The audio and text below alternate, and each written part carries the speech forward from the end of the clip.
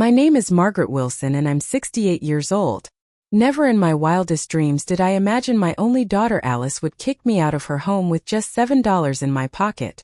My diabetes had become a burden she no longer wanted to bear. That lottery ticket I bought with my last $2 wasn't just a desperate gamble. It was the beginning of a journey that taught me the true meaning of family. The $800,000 I won wasn't the real fortune in my life. Before I tell you how my life turned upside down, let me know where you're watching from and don't forget to subscribe. You'll want to hear how I responded when my daughter came crawling back after my fortune changed. Life hadn't always been this harsh. 10 years ago, I lost my husband Jeffrey to a sudden heart attack. We'd been married for 38 beautiful years. He was my rock, my everything. The day we laid him to rest was the day a part of me died too. But I had to stay strong for our daughter Alice, even though she was already a grown woman with her own life by then. Raising Alice as a single mother wasn't easy. Jeffrey passed away when Alice was just 12, leaving me to navigate the turbulent teenage years on my own. I worked double shifts at the hospital to put food on our table and ensure Alice had everything she needed. My dreams of traveling the world or going back to school for an advanced degree were shelved. Alice became my priority, my entire world. During those early years after Jeffrey's death, Alice and I were inseparable. We had movie nights every Friday, baking sessions on Sundays, and long talks about her dreams and ambitions. She would curl up next to me on our worn-out couch, her head on my shoulder as we planned her future. She wanted to be in marketing to create campaigns that would be remembered. I encouraged her every step of the way. For 35 years, I worked as a registered nurse at Memorial Hospital. I specialized in geriatric care, tending to elderly patients with compassion and dignity. Many of my colleagues became like family to me. We celebrated birthdays, holidays, and supported each other through life's challenges. The hospital administration even awarded me Nurse of the Year 3 times during my career. I took great pride in my work, finding purpose in helping others during their most vulnerable moments. As Alice grew older and more successful in her career as a marketing executive, I noticed subtle changes in her personality. The sweet, compassionate girl who once volunteered at the same hospital, where I worked, gradually transformed into a woman obsessed with status and material possessions. Her calls became less frequent, our conversations shorter. When she did call, it was often to boast about a promotion or an expensive purchase rather than to check on my well-being. When Alice met Richard, a corporate lawyer with family money and connections, I tried to be happy for her. Their wedding was an elaborate affair at a country club I could barely afford to visit, let alone belong to. Richard was polite but distant, treating me more like an acquaintance than family. During their wedding reception, he introduced me to his colleagues as Alice's mother, rather than by my name. It was a small slight that signaled the tone of our future relationship. The birth of my granddaughter Emma 5 years ago briefly brought Alice and me closer again. I was in the delivery room, holding Alice's hand as she brought that precious little girl into the world. Seeing Emma's tiny face for the first time with Jeffrey's eyes looking back at me was one of the most profound moments of my life. For a while, Alice needed me again. I would visit their luxurious townhouse 3 times a week to help with the baby, while Alice recovered and eventually returned to work. Emma became the light of my life. I taught her nursery rhymes, read her stories, and baked the same cookies I once made for Alice. When Emma first called me Gamma instead of Grandma, we all laughed and it became her special name for me. Those days spending time with my granddaughter were precious beyond measure. But as Emma grew older and more independent, Alice's need for my help diminished. The invitations to visit became less frequent.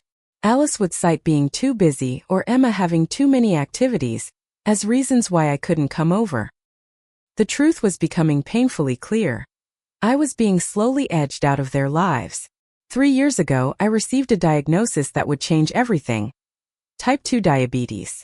At first, it seemed manageable with medication and lifestyle changes. Alice showed concern initially, calling more often and even accompanying me to a few doctor's appointments. She bought me a glucose monitor, diabetes cookbooks, and comfortable walking shoes to encourage exercise. Her support, however, was short-lived.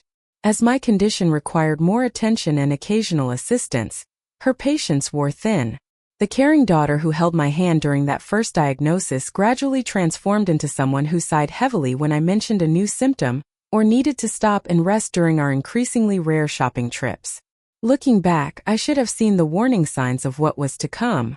But when you love someone, you tend to see what you want to see, not what's actually there. My diabetes progressed faster than anyone expected. Within a year of my diagnosis, I began experiencing vision problems. The retinopathy made reading difficult, and driving became unsafe, especially at night. My independence, something I had fiercely maintained since Jeffrey's death, was slipping away. The neuropathy in my feet made walking painful, and I started using a cane to steady myself. When I fell in my small apartment and couldn't reach the phone to call for help, I lay on the floor for 6 hours before my neighbor Dorothy heard me calling out. That incident prompted a difficult conversation with Alice about my living situation. After much discussion, most of it initiated by me, Alice reluctantly suggested I move in with her family. I sold my apartment, gave away most of my belongings, and moved into their guest room with mixed emotions. I was grateful for the opportunity to be closer to Emma, but worried about becoming a burden. The first few weeks were pleasant enough. Alice cleared a space in their home for my things. Richard installed handrails in the bathroom, and Emma was ecstatic to have her Gamma living with them. I tried to make myself useful by preparing meals and helping with light housekeeping despite my limitations. The kitchen had always been my domain, and I took pride in cooking nutritious, delicious meals for the family. But the honeymoon period didn't last long. I began noticing whispered conversations between Alice and Richard that would abruptly stop when I entered the room. One evening, while bringing laundry to my room, I overheard Richard saying, "Your mother is becoming more high maintenance than we anticipated.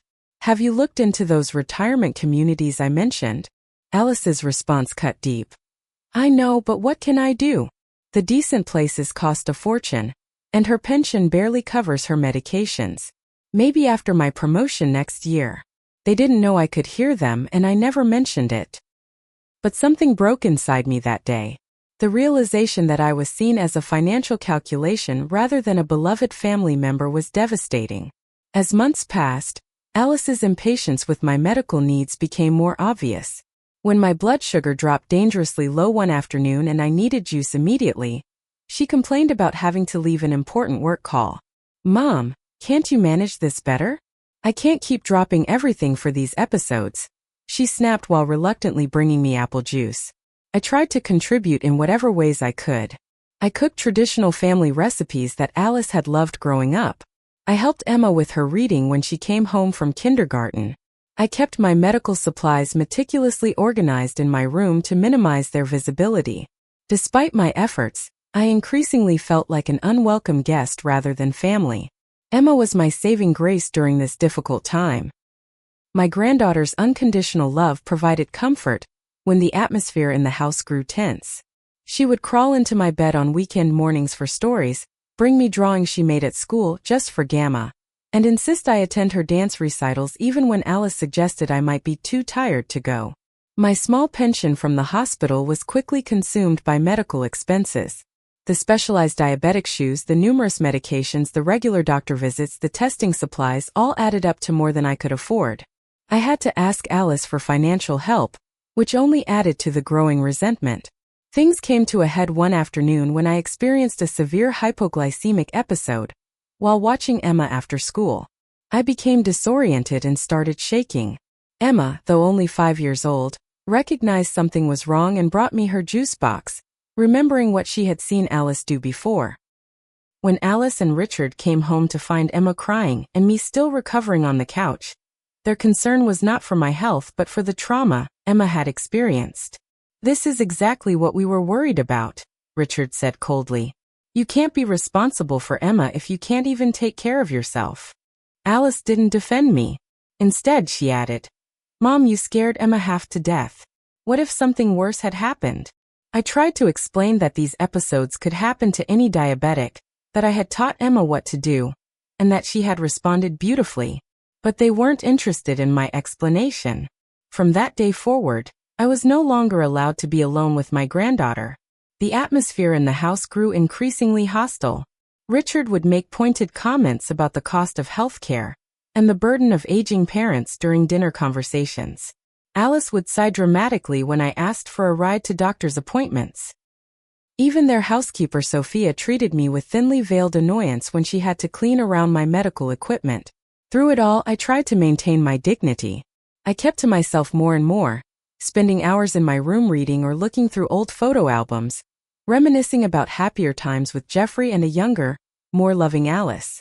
I called my old friends less frequently, ashamed to admit how unwelcome I felt in my daughter's home.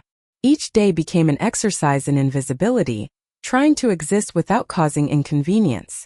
But no matter how small I tried to make myself, it was never small enough. The day everything fell apart started like any other. Alice and Richard had gone to work, and Emma was at school. The housekeeper Sophia had called in sick, so I decided to do some light cleaning to make myself useful. Despite my difficulty walking, I managed to dust the living room, including the display shelves where Alice kept her collection of expensive decorative items. That's when it happened. While reaching to dust a high shelf, my cane slipped on the polished hardwood floor. As I stumbled to regain my balance, my hand knocked against a crystal vase that Alice had often boasted cost more than $2,000, a gift from Richard's parents. I watched in horror as it toppled from the shelf and shattered on the floor, breaking into dozens of glittering pieces. My heart raced as I carefully lowered myself to the floor to clean up the mess before anyone came home. My arthritic knees protested, and my vision blurred from unshed tears as I gathered the larger pieces. I cut my finger on a sharp edge but kept working, desperate to fix what I had broken. I didn't hear Alice come in. She had returned home early for a forgotten file and stood watching me from the doorway. "What have you done?" Her voice was ice cold. I looked up, blood from my cut finger dripping onto my clothes. "Alice, I'm so sorry. It was an accident. I was trying to help with the cleaning and that vase was irreplaceable." She wasn't listening to my explanation. Her face had contorted into something unrecognizable, flushed with rage. "Do you have any idea how much that cost?" "Of course you don't. You've never had anything valuable in your life." The cruelty of her words stunned me into silence. This wasn't just about a broken vase. This was years of resentment boiling over. "I didn't raise you to speak to me this way," I finally managed to say, my voice barely above a whisper. "And I didn't ask to be saddled with a mother who can't take care of herself." Alice shouted. "Do you know what Richard and I have given up because of you? Vacations, social events, our privacy. All because you couldn't manage your health better." I struggled to stand, leaning heavily on my cane. "Alice, please. I understand you're upset about the vase, but this isn't about the vase." She was pacing now, years of suppressed frustration pouring out. "It's about having to rearrange our entire lives around your disease. It's about Emma having to grow up too fast because her grandmother is falling apart. It's about Richard and I becoming caretakers when we should be enjoying our success." I stood there, absorbing each verbal blow, each accusation cutting deeper than the last. The daughter I had raised, the little girl I had sacrificed everything for, was looking at me with pure contempt. "I never asked to be a burden," I said quietly. "I would leave if I had somewhere to go." Something hardened in Alice's expression. Maybe that's exactly what needs to happen. The silence that followed was deafening. She couldn't possibly mean what I thought she meant. "Alice." My voice trembled. "I can't do this anymore, Mom.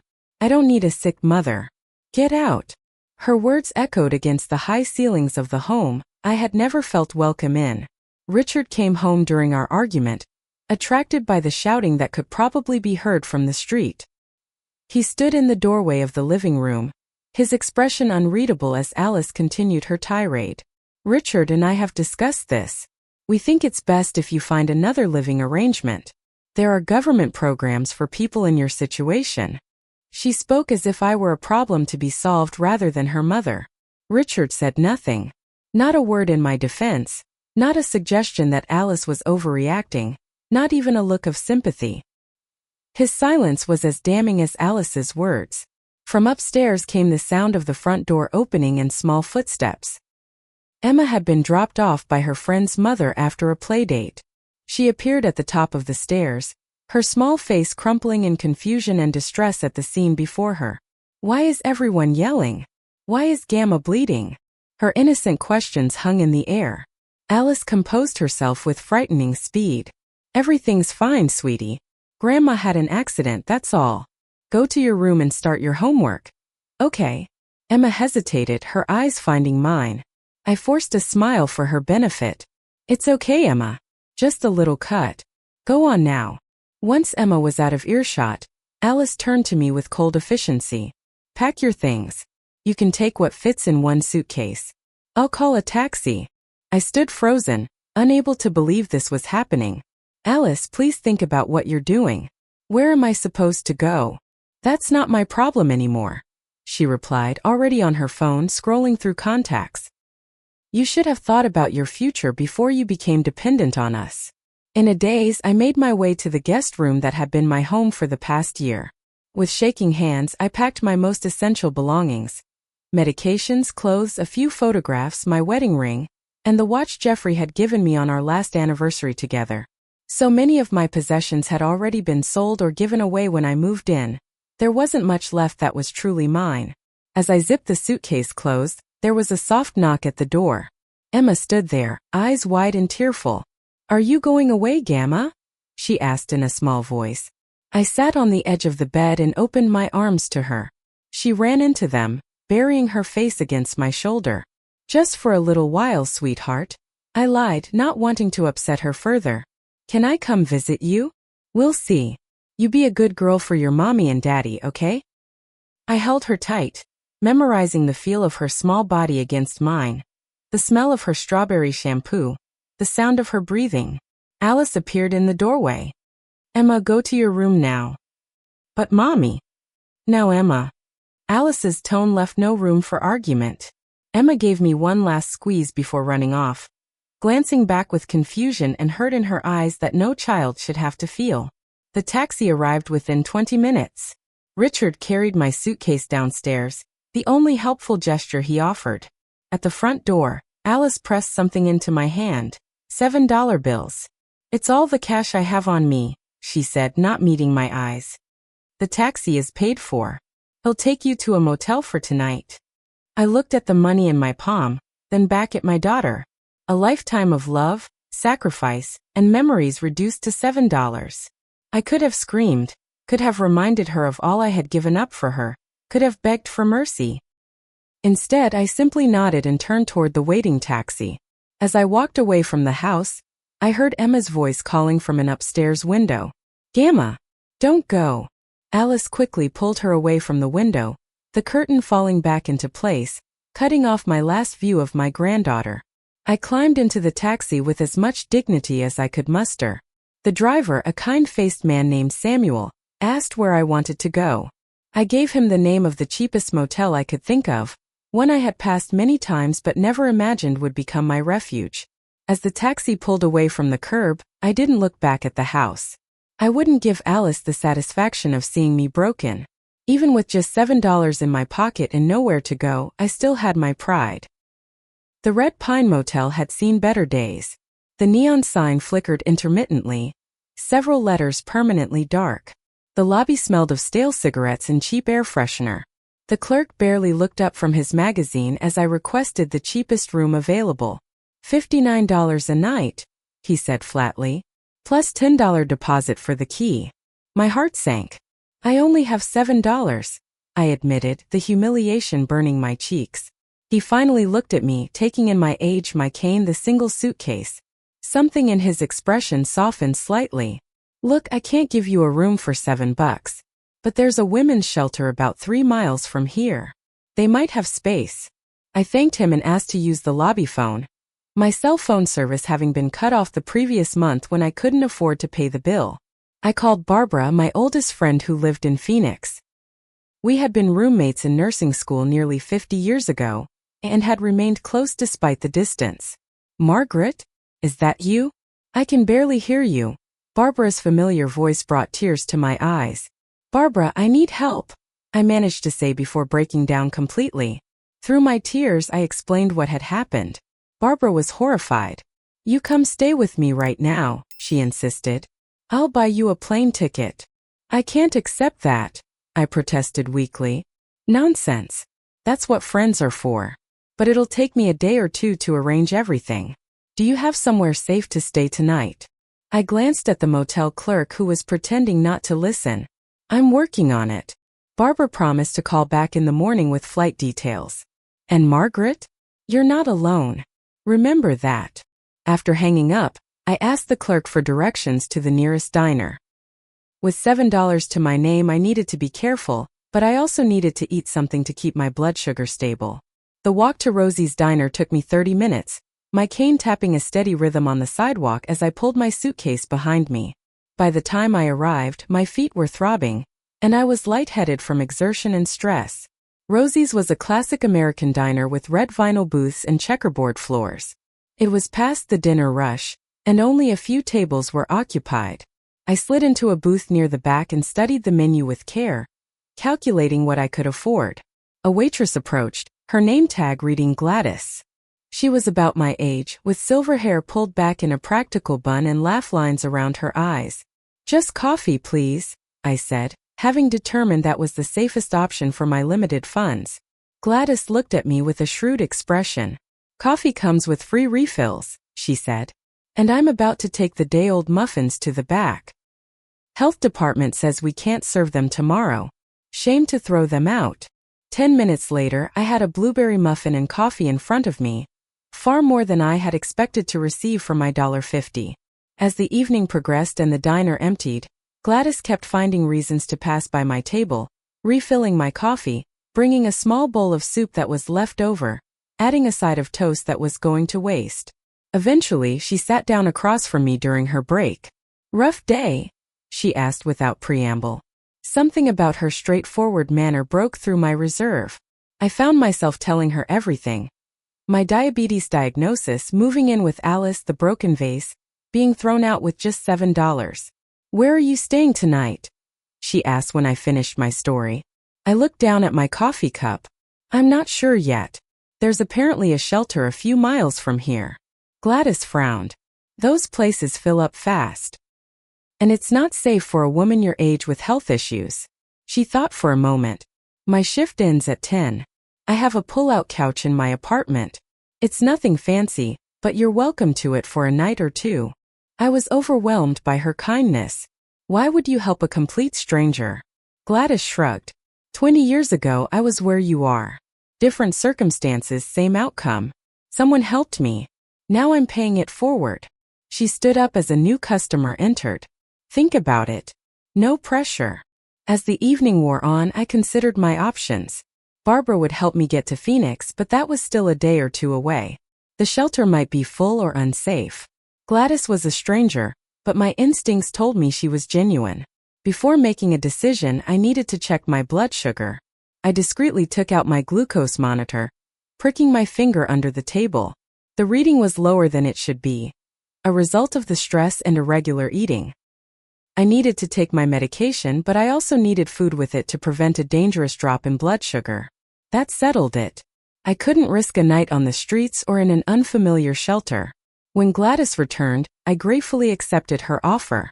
Before leaving the diner, I noticed a small convenience store across the street. With my remaining $5.50, I made a spontaneous decision. I bought a bottle of water for $1.50 and a lottery ticket for $2, leaving me with exactly $2. The cashier raised an eyebrow as I carefully counted out the coins. Feeling lucky? He asked. Not particularly, I admitted. But at this point, what do I have to lose? Gladys's apartment was small but immaculately clean.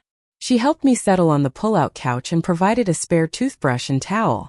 Bathroom's all yours whenever you need it, she said. I'm an early riser, up at 5 for the breakfast shift. That won't bother you, will it?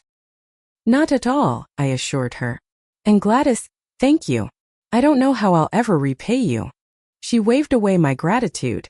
Get some rest. Things often look better in the morning. Despite my exhaustion, sleep eluded me.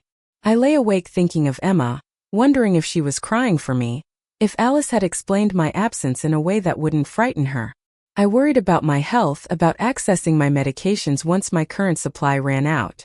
I thought about Barbara and the generosity of her offer, mixed with the shame of needing such help at my age. Eventually, I drifted into a fitful sleep, still wearing my clothes, my purse with the lottery ticket clutched against my chest. Morning came too quickly. True to her word, Gladys moved quietly around the apartment, but I was already awake. She insisted I join her at the diner for breakfast before her shift. The owner's my brother-in-law, she explained. Staff breakfast is included in my benefits. Over eggs and toast, I remembered the lottery ticket. What day do they announce the numbers? I asked. Wednesdays and Saturdays, Gladys replied. Today's Wednesday. They'll be in the morning paper. When we arrived at the diner, Gladys brought over a newspaper someone had left behind. Let's check those numbers, she said with a wink. I pulled out my ticket expecting nothing. The jackpot was $1 million, with smaller prizes for partial matches. I read the winning numbers aloud. 7, 12, 23, 31, 45, and 52. Gladys looked over my shoulder at my ticket. Read those numbers again? I repeated them, my voice faltering as I realized I was matching them to my ticket. One number matched. Then another. And another. Margaret, Gladys whispered. You've got 5 out of 6 numbers. My hands were shaking so badly I could barely hold the ticket. What does that mean? Gladys grabbed the newspaper and quickly scanned the fine print. 5 numbers. Oh my goodness, Margaret. That's $800,000.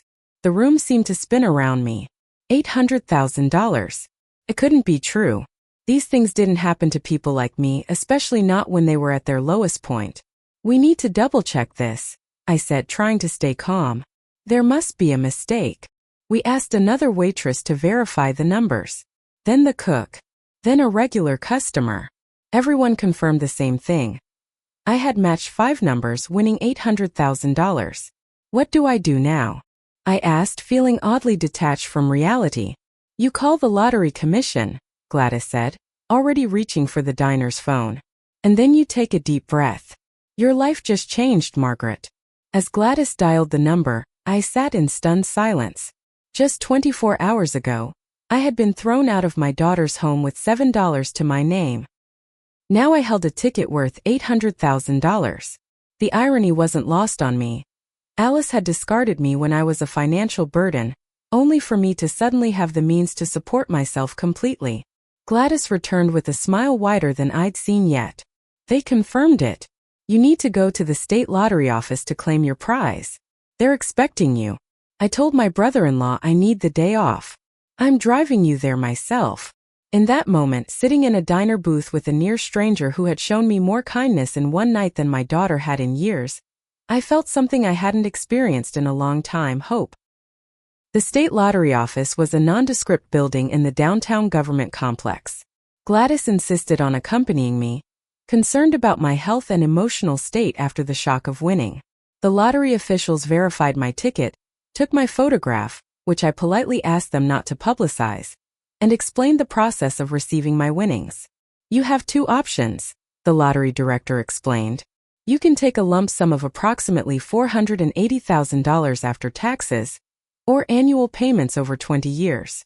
Given my age and health concerns, the decision was simple. The lump sum, please, I replied. They recommended I speak with a financial advisor before making any major decisions, and helpfully provided a list of reputable advisors in the area who specialized in working with lottery winners. One name on the list, Franklin Adams, was available to meet with me that same afternoon. You've had quite an experience, Mrs. Wilson, Mr. Adams said after I explained my situation. He was a distinguished man in his 50s with kind eyes behind wire-rimmed glasses. The first thing we need to do is secure your winnings.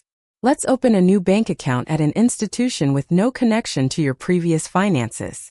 By the end of that day, I had a new bank account, a preliminary financial plan, and a hotel room paid for a week in advance. Gladys refused my offer to compensate her for her kindness. Just promise to stay in touch, she said as we parted. And remember, not everyone is like your daughter. There are still good people in this world. The next morning, I received a call from Barbara. Margaret, I got you a flight for tomorrow. Are you okay until then? I took a deep breath. Barbara, something incredible has happened. After explaining about the lottery win, there was a long silence on the other end of the line. Finally, Barbara spoke, her voice thick with emotion. "If anyone deserves a break like this, it's you, Margaret. But my offer still stands. Come stay with me while you figure out your next steps." I considered her offer carefully. "Thank you, but I think I need to stay here for now. I have appointments with the bank and my financial advisor. And truthfully, I'm not ready to be so far from Emma, even if I can't see her right now." Barbara understood. "Just promise you'll call me every day, and if you change your mind, the invitation is always open."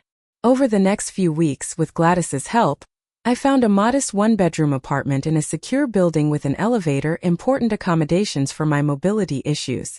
It was nothing luxurious, but it was clean, accessible, and most importantly mine.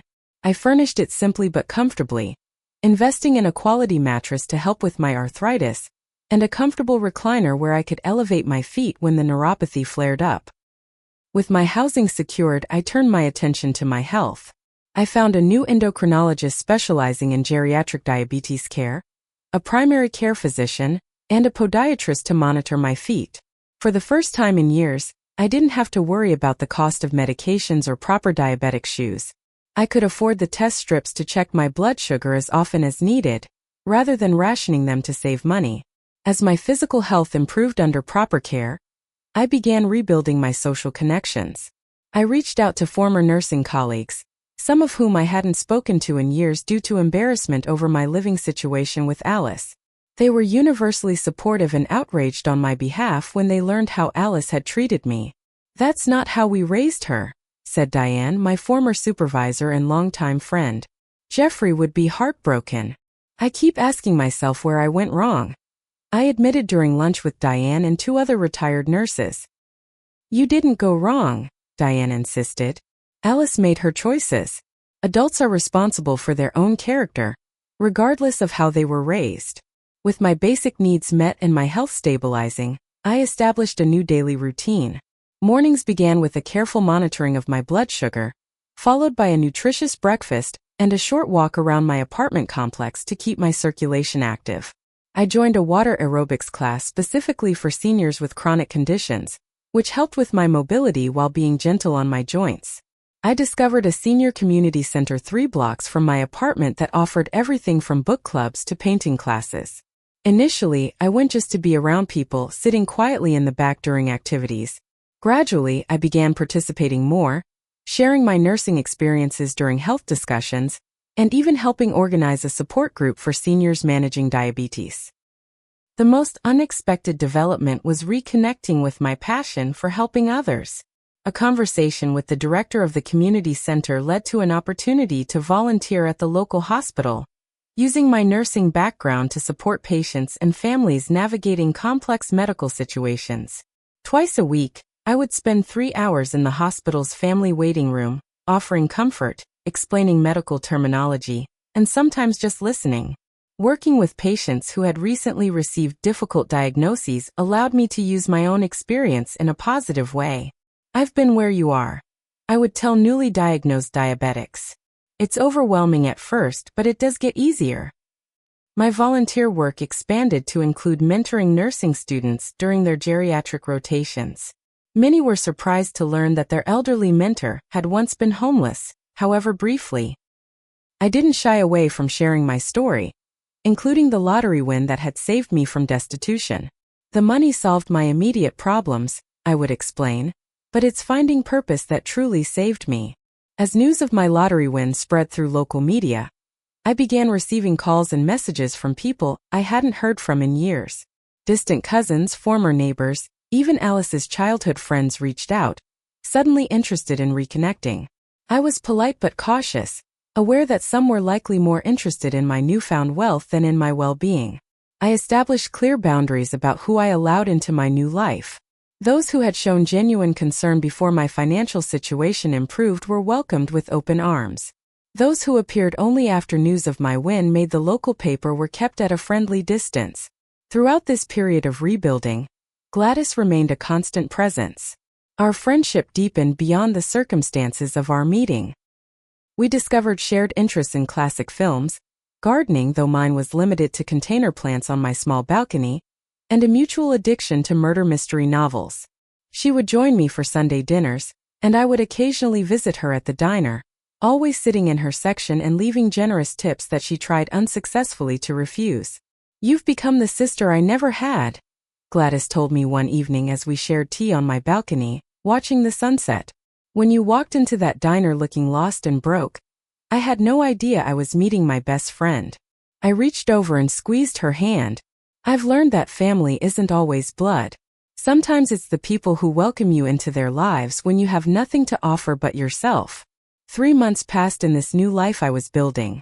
My apartment began to feel like home, my health stabilized with proper care, and my circle of friends expanded through the community center and volunteer work. I even adopted a cat, a gentle older tabby named Jasper who had been overlooked at the shelter due to his age and missing ear. We understood each other, Jasper and I, both of us having weathered difficult times and found unexpected second chances. I thought about Emma every day, wondering how she was doing if she asked about me, if she believed whatever explanation Alice had given for my sudden disappearance. I considered reaching out directly but hesitated, not wanting to create conflict that might result in me being cut off from Emma completely. Instead, I wrote her letters that I didn't send, saving them in a special box for a day when we might be reunited. I had just begun to accept that Alice might never allow me back into their lives when my phone rang one evening in early autumn. The caller ID showed a name I never expected to see again: Alice Wilson. My finger hovered over the answer button as my heart pounded in my chest. After 3 months of silence, why was Alice calling now? I took a deep breath and accepted the call. "Hello." My voice sounded steadier than I felt. "Mom." Alice's voice was hesitant, almost unrecognizable compared to the cold tone of our last interaction. "It's me." "I know who it is," I replied, neither warm nor cold, simply acknowledging her presence on the line. An awkward silence followed. Finally, Alice spoke again. "How are you?" The question struck me as absurdly inadequate given our history. How was I? After being thrown out with $7? After rebuilding my life from nothing? "I'm doing well, Alice. What can I do for you?" I kept my tone neutral, protecting myself from whatever might come next. I saw the article in the Tribune about your lottery win." There it was. The real reason for her call. "Why didn't you tell me?" I almost laughed at the audacity of her question. "When exactly should I have told you, Alice? When you were telling me to get out of your house. When you were giving me $7 as if that would solve all my problems. Or perhaps I should have called later, from the street corner where I was contemplating my future as a homeless woman." "Mom, please. I know I made a terrible mistake. I was stressed and overwhelmed. I didn't mean those things I said." "Which things didn't you mean, Alice? That I was a burden? That you didn't need a sick mother?" Those seemed quite sincere at the time. Her voice cracked. "All of it. I was wrong. So wrong. Richard and I have been going through a rough patch and I took it out on you. It's no excuse, I know that now." I said nothing, letting the silence stretch between us. "Emma misses you terribly," Alice continued, her voice softer now. "She asks about you every day. She doesn't understand why you left." The mention of Emma pierced my carefully constructed armor. "What did you tell her?" "That you needed to live somewhere that could help you better with your diabetes. That it wasn't safe for you to live with us anymore, because we couldn't provide the care you needed." Alice's voice faltered. I didn't tell her the truth. I couldn't bear for her to know what I did. At least she had spared Emma that knowledge. It was the one decent thing she had done. "I'd like to see her," I said finally. "Of course," Alice replied quickly. "We could come visit you. Today even. If that's okay." I hesitated, unprepared for such an immediate reunion. But the thought of seeing Emma overrode my reservations. "Yes, that would be fine. I'll text you my address." After ending the call, I sat motionless, trying to process what had just happened. Alice wanted to reconcile, or at least wanted something from me. The timing, immediately after learning of my lottery win, was suspicious at best. Yet the opportunity to see Emma again was too precious to refuse. I spent the next hour tidying my already neat apartment, changing into a nicer outfit, and preparing a small plate of cookies in case Emma was hungry.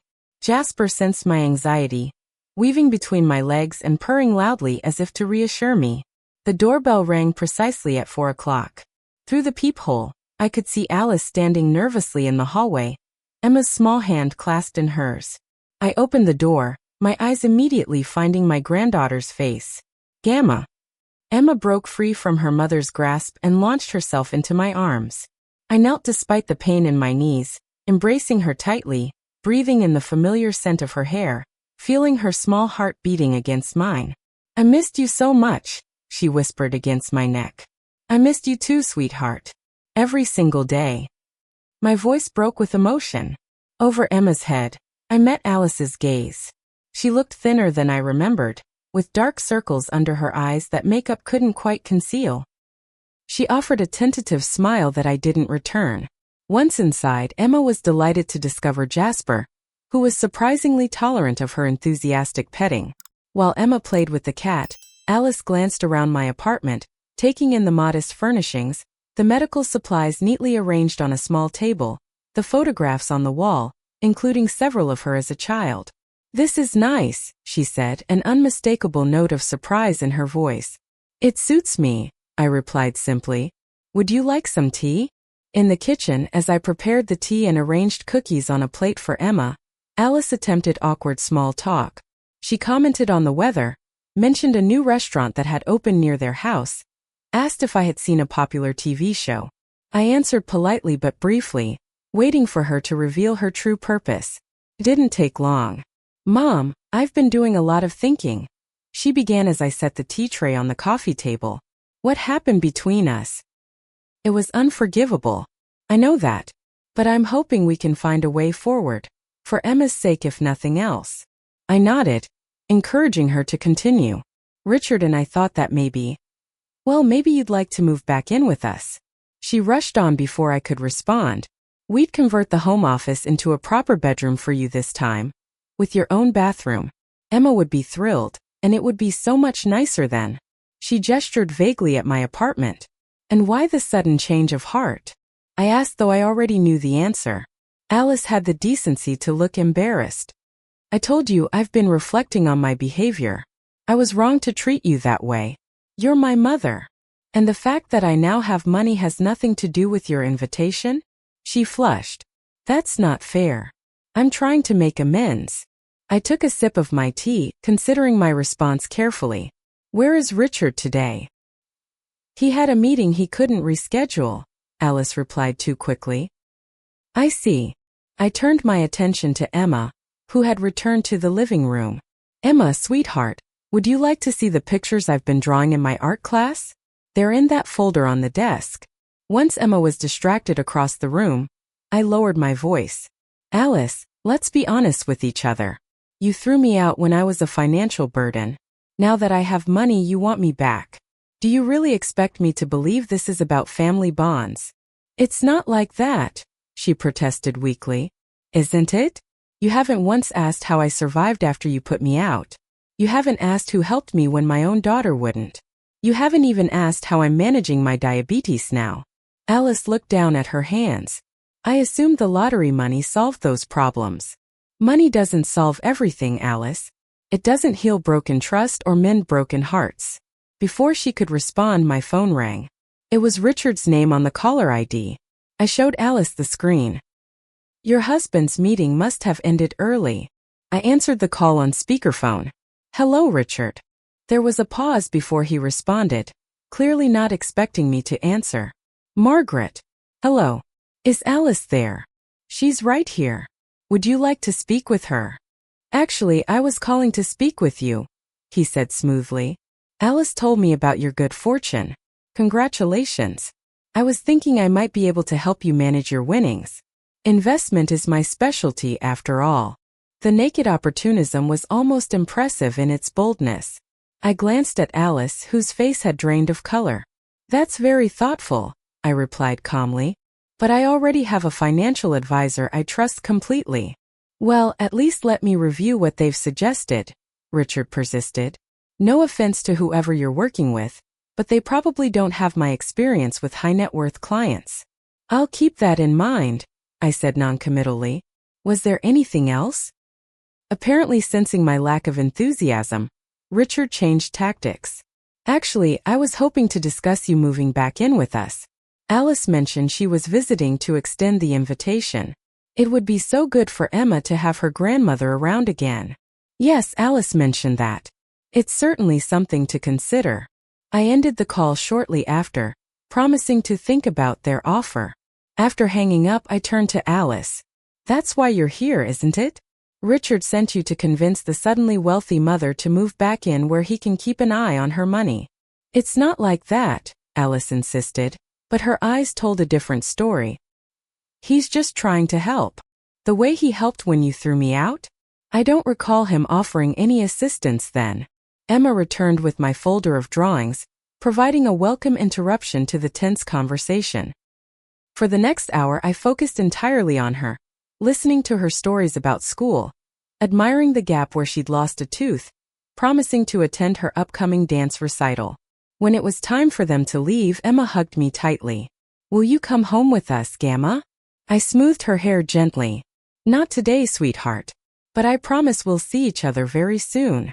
After Emma was settled in the car with a tablet to keep her occupied, Alice lingered at my door. Mom, please think about our offer. We could be a family again. I looked at my daughter, really looked at her, trying to see beyond the manipulation to the child I had raised. We were never not a family, Alice. Family isn't conditional on financial status or health conditions. When you threw me out, you didn't stop being my daughter. You just stopped acting like one. Her face crumpled. What can I do to fix this?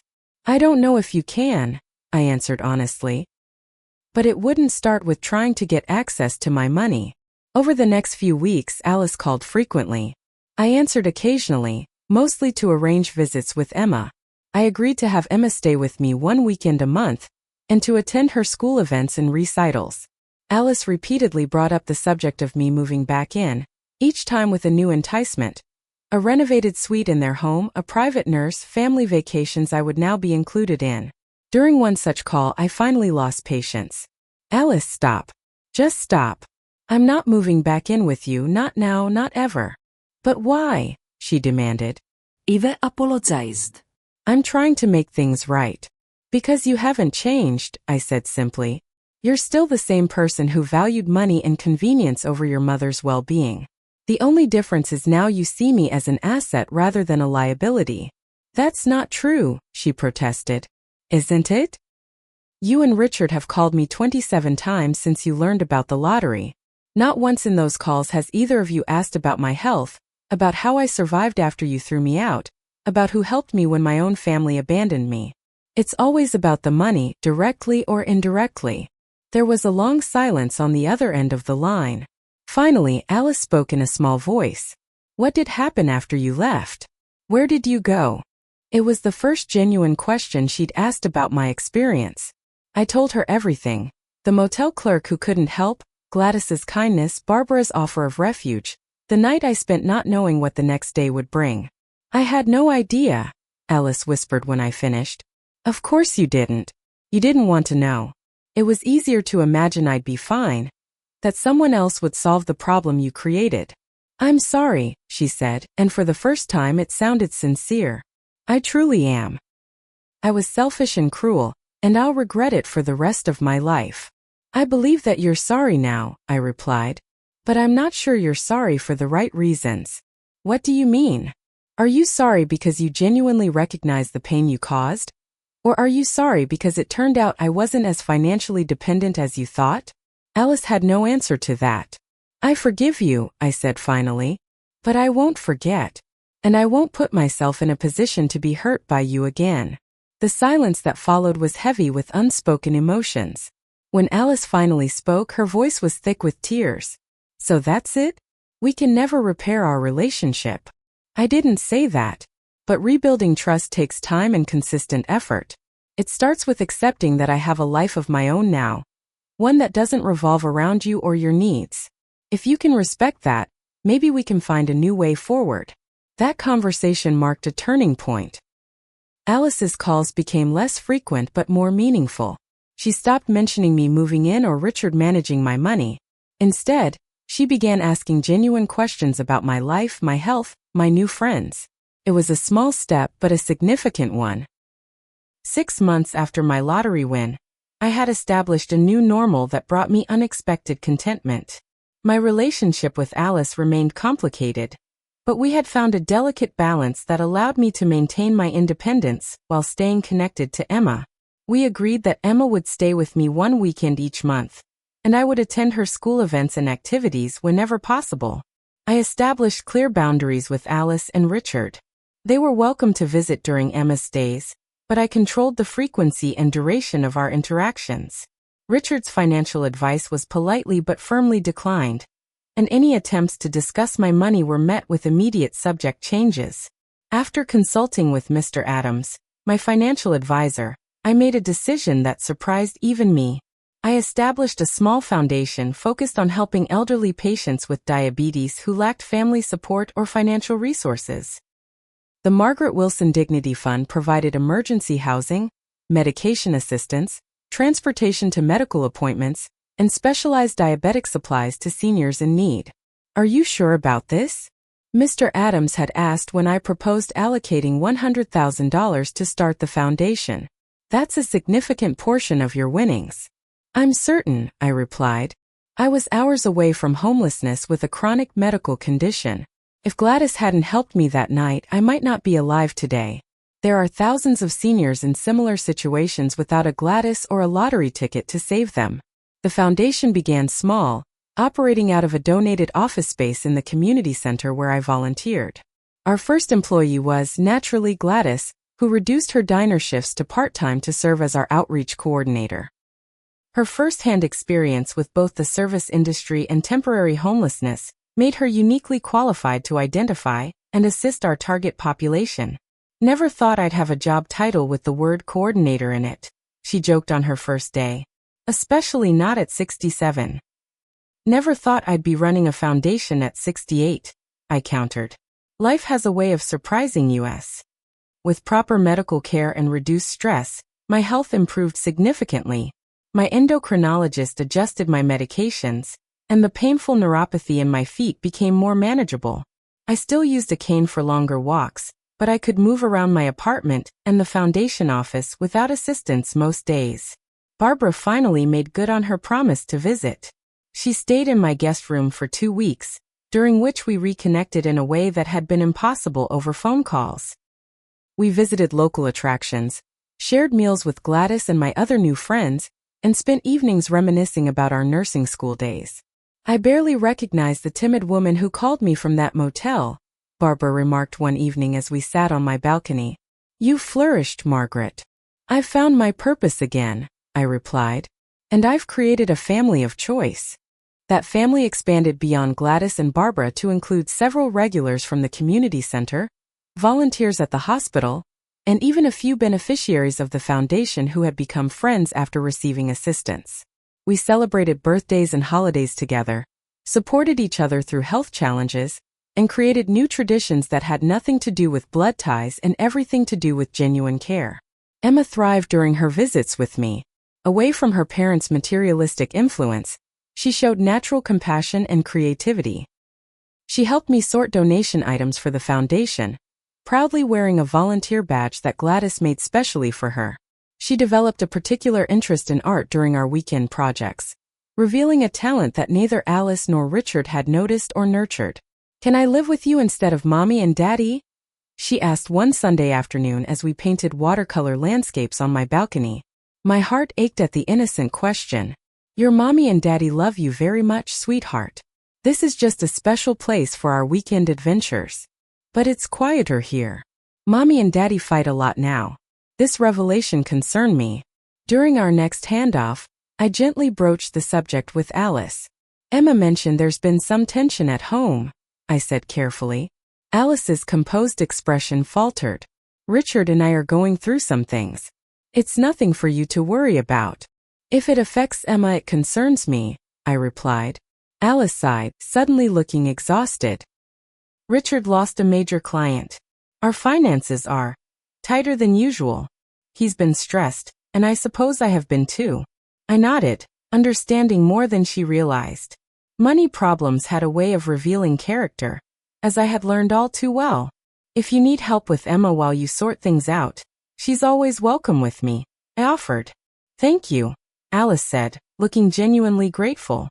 That might be helpful. As the months passed, Emma spent increasingly more time at my apartment. Alice and Richard's marriage was showing visible strain, with Richard working longer hours and Alice taking on consulting projects to supplement their income. The materialistic lifestyle they had built was crumbling under financial pressure, exposing the weak foundation beneath their relationship. One evening, after dropping Emma off following a 3-day stay, Alice lingered in my living room. "Mom, can I ask you something?" "Of course." "How did you and Dad make it work for so long? Even when things were tight financially, I don't remember you fighting the way Richard and I do now." I considered my answer carefully. "Your father and I agreed on what mattered most. When you have shared values, financial challenges become problems to solve together, rather than reasons to blame each other." Alice nodded slowly. "I'm beginning to think Richard and I don't share the same values after all." "What matters most to you, Alice?" I asked gently. She looked surprised by the question. "Emma, of course. My career. Financial security. And Richard." Her expression clouded. "Status. Appearances. The right connections." She paused. "I used to think those things mattered to me too. Now I'm not so sure." It was the most honest conversation we'd had in years. Alice left that evening with much to think about, and I found myself cautiously hopeful that she might be experiencing genuine growth through these challenges. A year after my lottery win, I hosted a small gathering at my apartment to celebrate both my 69th birthday and the first anniversary of the Margaret Wilson Dignity Fund. The foundation had grown beyond our expectations, helping over 60 seniors remain independent through health crises and financial difficulties. We had partnered with 3 local hospitals to identify at-risk elderly patients and connect them with our services before they reached crisis points. Emma had helped me prepare for the party, proudly arranging the food trays and greeting guests as they arrived. Alice came alone, explaining that Richard was working late again. She seemed more relaxed than I had seen her in months, laughing with Gladys and showing genuine interest in the foundation's work. As I looked around at the gathered faces, at Emma dancing with Barbara to music playing softly in the background, at Gladys directing volunteers with good-humored efficiency, at Alice engaging warmly with my friends, I felt an overwhelming sense of gratitude. Being kicked out with $7 had been the lowest point of my life. Yet from that rock bottom had emerged this beautiful, unexpected second chapter. I had found purpose, created a chosen family, reconnected with my granddaughter, and even begun rebuilding a healthier relationship with my daughter. Later that evening, as the party wound down and only Alice, Emma, and Gladys remained, Alice pulled me aside. "I filed for divorce last week," she said quietly. I squeezed her hand. "Are you okay?" She nodded. "Better than I've been in a long time, actually. It's been coming for months. We want different things from life." "What happens now?" I asked. "We'll sell the house. I found a smaller place closer to Emma's school." And she hesitated. "Closer to you if that's okay." "Of course it's okay," I assured her. "I've been thinking a lot about what you said, about the true meaning of family and wealth. I want Emma to understand those values. I want to understand them better myself." In that moment, I saw glimpses of the daughter I had raised, the girl with a kind heart who had somehow lost her way. The journey back wouldn't be easy or quick, but it had begun. Life continues to surprise me every day. My health remains stable, managed through proper care rather than the stress-inducing rationing of my previous life. The foundation grows steadily, now with 3 part-time employees besides Gladys. Emma spends every other weekend with me, her artistic talents blooming under the encouragement of an art teacher I found for her. Alice is slowly finding her way back to her authentic self, participating in foundation events, and rebuilding our relationship one honest conversation at a time. She still has moments of materialistic thinking. Habits formed over years don't disappear overnight, but she's making genuine efforts to change. As for me, I've learned that true wealth isn't measured in lottery winnings or bank accounts. It's found in dignity preserved during our lowest moments. It's measured in friendships that form when we have nothing material to offer. It's calculated in the kindness we show to others, especially when they can't reciprocate. I sometimes wonder what would have happened if I hadn't bought that lottery ticket, if Gladys hadn't offered me shelter that night, if Barbara hadn't been ready to fly me across the country. The what-ifs could consume me if I let them. Instead, I focus on the present and the future I'm building, one that honors the journey that brought me here. The irony isn't lost on me. Being kicked out with $7 led to the richest period of my life. Not because of the lottery winnings, but because it stripped away everything except what truly matters. Have you ever experienced a moment when what seemed like your greatest tragedy became the doorway to unexpected blessings? Or have you helped someone during their darkest hour, not knowing how much that simple kindness would mean? I'd love to hear your stories in the comments below. And if this story touched you, please subscribe to hear more life experiences that remind us of our shared humanity. Thank you for listening, and remember, sometimes our greatest strength is revealed when we think we have nothing left to give.